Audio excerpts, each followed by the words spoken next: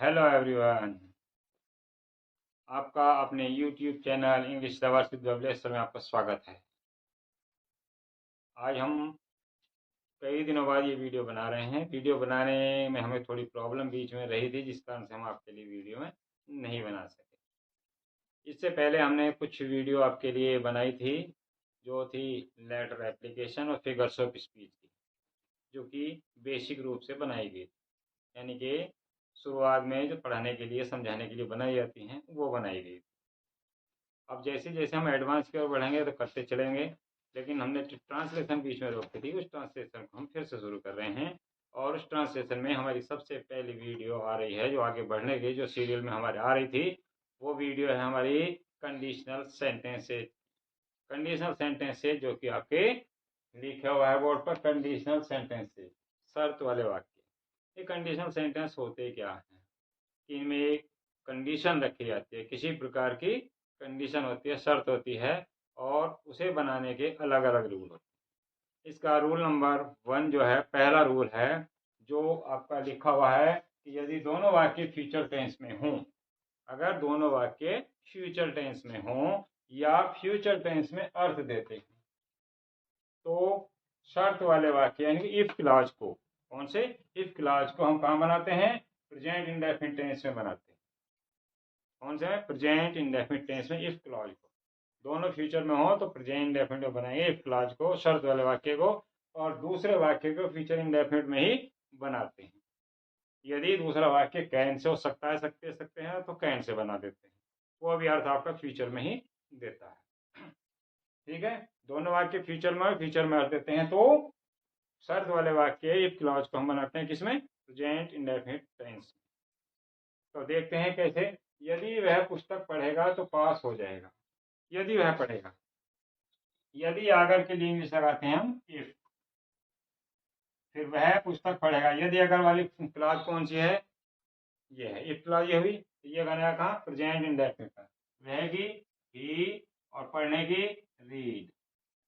Present indefinite tense में will say तो लगेगा नहीं, सिंगुलर सब्जेक्ट है, तो प्रेजेंट इंडेफिनिट टेंस के रूल के अनुसार रीड में एस लग गया।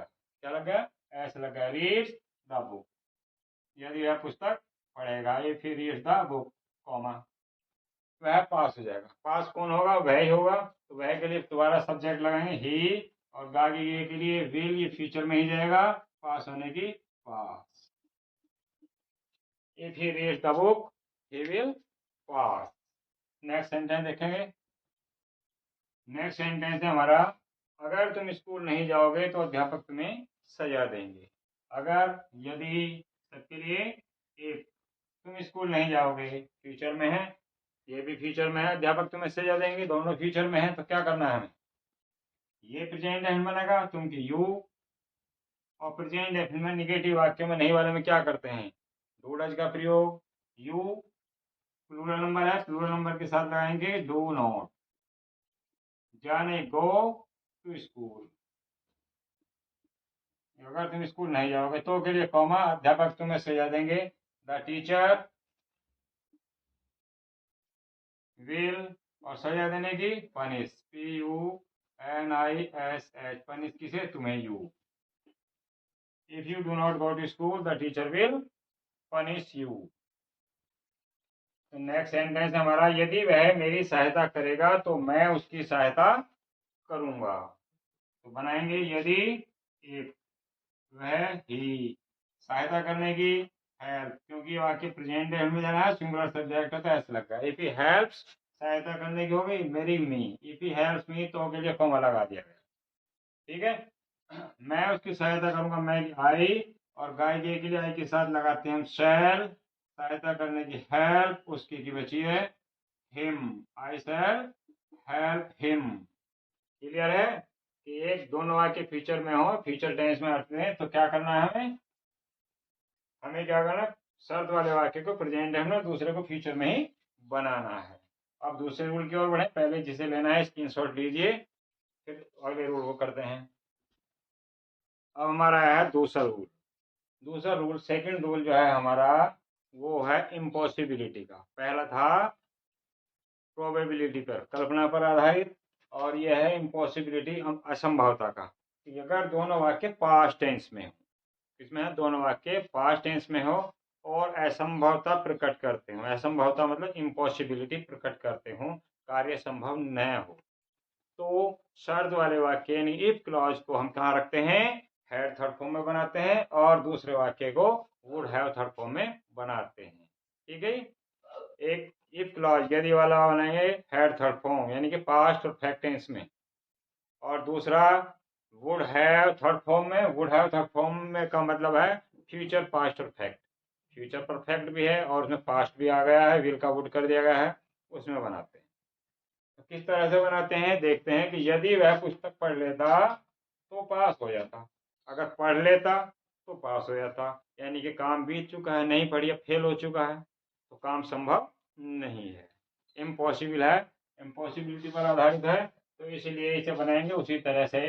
यदि अगर के लिए हम लगाएंगे इफ ही, ये हैड थर्ड फॉर्म में जाएगा, हैड, और पढ़ने की रीड की थर्ड फॉर्म रीड है, if he read the book, यदि वह पुस्तक पढ़ लेता, तो के लिए comma, if he had read the book, तो के लिए कॉमा आ गया, पास हो जाता, तो पास कौन तब है, तो ही के साथ क्या लगाना, वुड हैव, ये वुड हैव, और पास होने की पास और third form past, if he had read the book he would have past.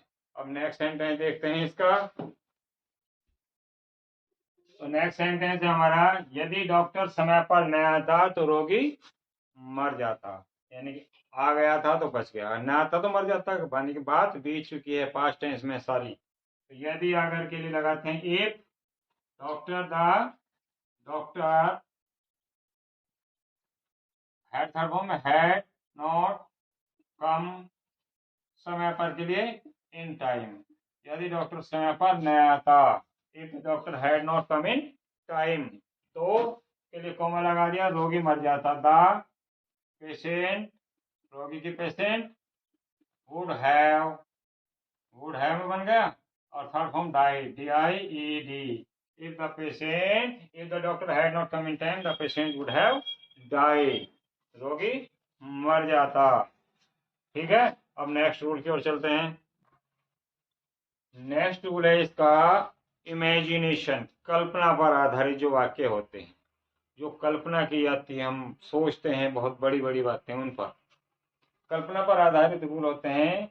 कौन से, काश मेरे पास बहुत सारा पैसा होता, काश मैं भारत का प्रधानमंत्री होता, काश मुझे ये मिल जाता, काश मुझे वो मिल जाता, इस तरह के वाक्य होते हैं। तो कैसे है, उनमें क्या करना है, इन वाक्यों में चाहे सिंगुलर सब्जेक्ट हो या प्लूरल हो, सिंगुलर सब्जेक्ट हो या प्लूरल सब्जेक्ट हो, सभी के साथ हैड किस आता है, या तो आएगा वर, था, थी, थे, है, हूं, हो, इनकी अंग्रेजी क्या लगेगी, वर, और कोई चीज किसी के पास होना पाया जाता है कि मेरे पास ये चीज होती, तो पास होने के लिए हैड लगाते हैं, हैज हैव नहीं, केवल हैड, और अगर हैड के साथ और कोई अन्य वर्ब भी है वाक्य में, तो वहां हैड के साथ वर्ब की थर्ड फॉर्म का प्रयोग होता है। किस तरह से करते हैं, वर्ब हैड या हैड की थर्ड फॉर्म कैसे प्रयोग करते हैं देखते हैं। वह सेंटेंस है हमारा, काश मैं एक राजा होता, तो काश यदि अगर, इस सब के लिए क्या है, इफ आ गया, मैं की आई, होने की वही एक है, जैसे कि इज, ही के साथ इज लगाते हैं, लेकिन ये कल्पना की जा रही है, जब कल्पना की जा रही है तो हम क्या करेंगे, सिंगुलर और प्लूरल सबके साथ वर्ड लगना है, आई वर क्या, राजा की बची है, king, if I were king, काश मैं एक राजा होता, सबके साथ वर्ड लगेगा, था, थी, थे, है, हूं, हो, सबकी इंग्लिश, होने की बी का मतलब इज हमारा, और ये हमारा लगा रहे तो क्या लगेगा, वर्ड लगना है सभी के साथ। ठीक है, तो अब है, काश मेरे पास पैसा होता, काश यदि अगर, इफ मेरे आई, और पास होना यानी कि रखना, हैज हैव का प्रयोग है, और हैज हैव का प्रयोग है, होने के लिए लगानी थी, आई के साथ हैव लगना था, लेकिन पास्ट में है, कल्पना की जा रही है तो केवल हैड लगने का, इफ आई हैड, पैसे भी है, money, if I had money, काश मेरे पास पैसा होता। ठीक है, अब नेक्स्ट सेंटेंस के लिए आएंगे, काश मुझे एक गिलास पानी मिल जाता, काश के लिए इफ, मुझे मिल जाता तो आई हैड, मिलने की इसमें वर्ब आ रही है मेन, दूसरी तो मेन वर्ब आ रही है, तो इसके लिए हम क्या करेंगे, मिलने की अलग से लगाएंगे, तो हैड थर्फम का प्रयोग होगा। ए भाई हैड, मिलने के लिए गैट, गैट की थर्फम गॉट, एक गिलास पानी, a glass of water. If I had got a glass of water, ये रहा इसका सेंटेंस का। अभी हमने 3 प्रकार के किए हैं तो और भी, लेकिन जो बेसिक में होते हैं वो यही हैं। अब हम आपको वही आपके प्रैक्टिस के लिए, जैसे कि कोचिंग में कराते हैं, वो सेंटेंस कराने जा रहे हैं। वे सेंटेंस आपको प्रैक्टिस करनी है, उनकी आपके प्रैक्टिस के लिए दिए जा रहे हैं। नेक्स्ट वीडियो में सेंटेंस को आप मिलाएंगे। अगर किसी ने चैनल को सब्सक्राइब नहीं किया है तो सब्सक्राइब कर दीजिए। वीडियो अच्छी लगे, सब कुछ अच्छा लगे तो लाइक और कमेंट जरूर कीजिए और शेयर करना न भूलिए। ठीक है, अब इससे पहले हम आपको सेंटेंस दें, इसका स्क्रीनशॉट लेना है, लीजिए, फिर हम आपको सेंटेंस बताने जा रहे हैं जो आपको प्रैक्टिस के लिए देने हैं। तो जो हमने अभी अभी रूल किया है कंडीशनल सेंटेंस का, उसके सेंटेंस आपके प्रैक्टिस के लिए हैं। अगर वह मेरे पास आएगा तो मैं उसकी सहायता करूंगा। यदि तुम फूल तोड़ोगे तो माली तुम्हें पीटेगा, दोनों पहले रूल पर हैं। यदि तुम मुझे 10 रुपए दे देते तो मैं एक पेन खरीद लेता, अगर वह कठिन परिश्रम करता तो पास हो जाता। दोनों के दोनों दूसरे रूल पर हैं। और ये थर्ड रूल पर है, काश मैं एक राजकुमार होता, काश मेरे पास एक कार होती, काश मुझे बहुत सारा पैसा मिल जाता। पैसा, मनी, बहुत सारा पैसा, ए लॉट ऑफ मनी। ठीक है, और इसी के सेंटेंस इन्हीं को आप कीजिए, प्रैक्टिस कीजिए, और नेक्स्ट वीडियो में मिलते हैं आपसे। तब तक के लिए हैव ए नाइस टाइम।